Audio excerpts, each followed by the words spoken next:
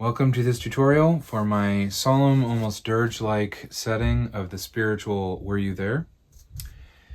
I'm sure if you're watching this, you are familiar with the spiritual. It is a meditation and a dark, somber meditation on the Passion of Christ. Were you there when they crucified my Lord? A refrain, oh, sometimes it causes me to tremble, and it really doesn't, lyrically turn positive until the end. Were you there when he rose up from the grave? But still the refrain, sometimes it causes me to tremble, tremble, tremble.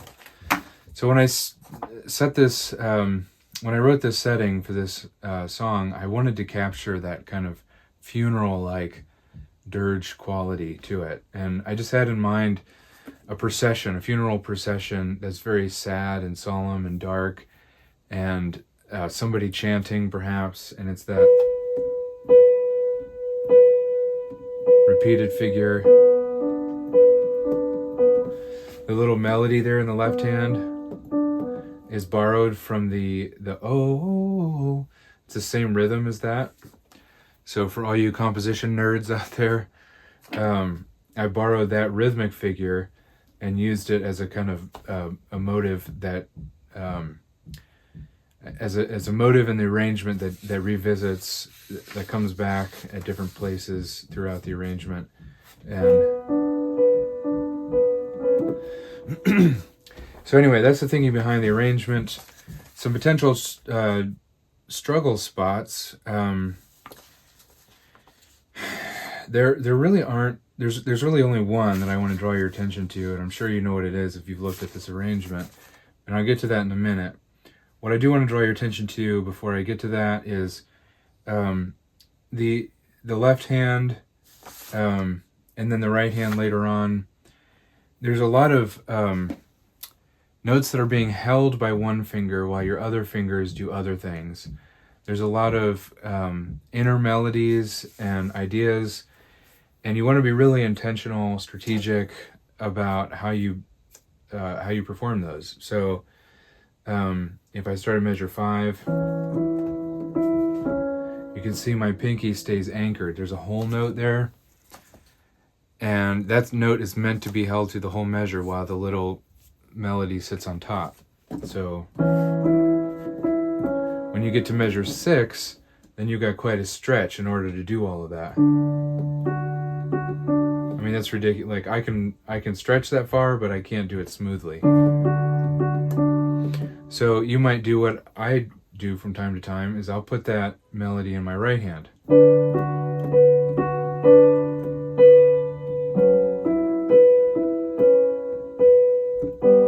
then go back to as written. I mean, those are things that you can experiment with and think outside the box and how you might perform them. An example in the right hand at measure 21, you have that repeated B note, while the right hand plays the melody.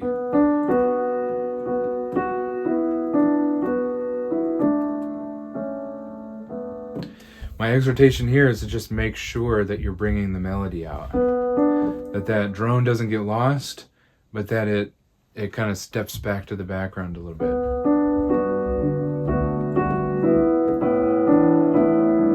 Sorry, I'm reading this sideways.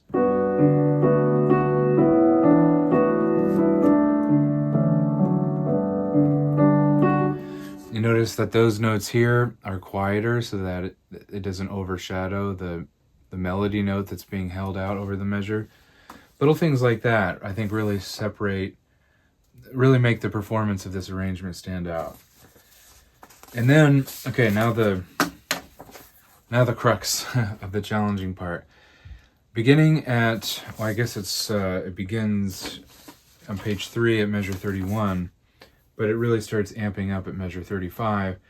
You have a lot going on. You have the dirge idea that's continuing. You have some complex chords in your left hand that mirror it. And then you have our little motive. But then you have an additional new little transitional melody that comes in. And then over here, like like that. There's a lot going on, and my encouragement to you is to have fun with that, to bring out and to I guess, be intentional about which parts you're going to keep in the background and which you're going to bring out. When I play it, I try to bring out the little melody. That's what I like to bring out. So then I have to make sure my pinky doesn't get too loud.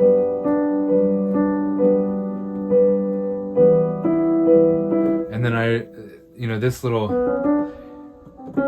is it's a fresh idea. It's 16th notes. It's the first time we've had that rhythm in this arrangement.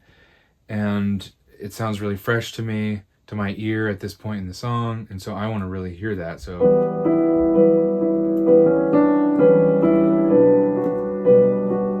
I bring it out. Oops. Now, when the 16th notes come in the left hand, I think that's going to take a little bit of practice. It took a little bit of practice for me. I don't think you could sight read it and play it smoothly. You really don't want that part to be front and center. It's really monotonous, and there's some dissonance in there.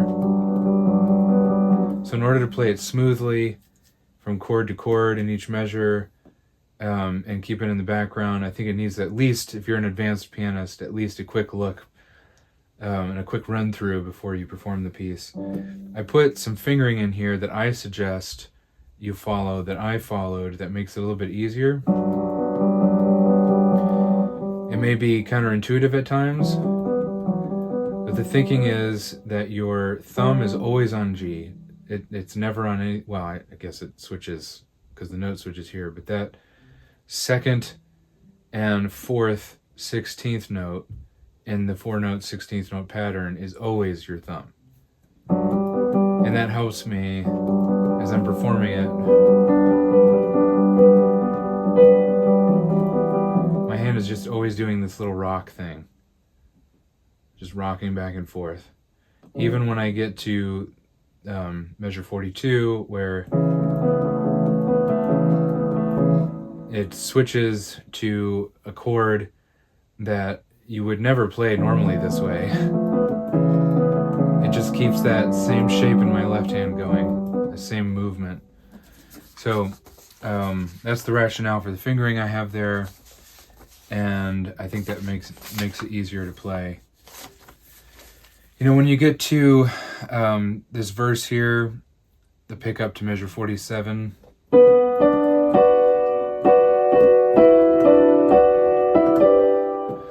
I didn't put accents on that or tenutos or anything like that because I didn't want it to be played overly heavy-handed, but I think you should think about it as like a hammer on an anvil.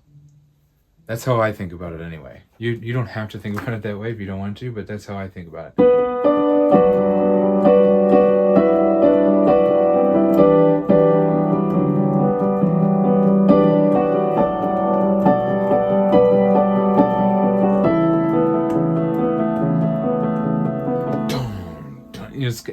It's going back to that figure that we had at the beginning, the dirge, like if you keep that quarter note pulse.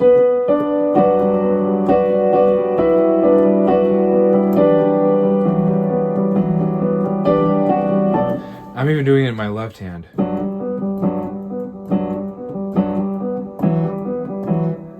I'm just lifting my fingers up so they can come down harder on those quarter notes. One more thing, we'll be done. Measure 66, when we modulate to B major. You have some inner movement here that I notated very carefully.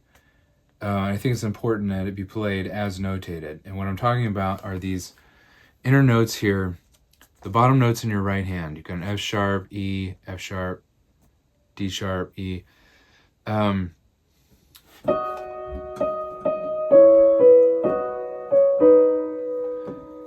You've got a B in your left hand that's held for 6 beats total. How do I say this? I think it's important That bottom note there in your right hand is a half note. I think it's important to hold that for its full duration. The temptation is to lift it once you play the second D sharp in your right hand. You know, just get lazy with it. With the pedal down, it rings out. And it's tempting to think that you don't need to hold it. But let me tell you, it's subtle, but the difference between releasing it and holding it down it's really beautiful. And especially when you're playing on an acoustic piano, I'm playing on a keyboard right now, but on an acoustic piano, the sympathetic vibrations from those notes being held down,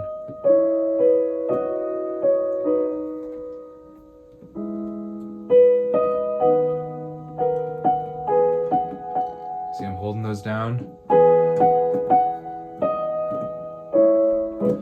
Thinking about the fingering in order to make that possible,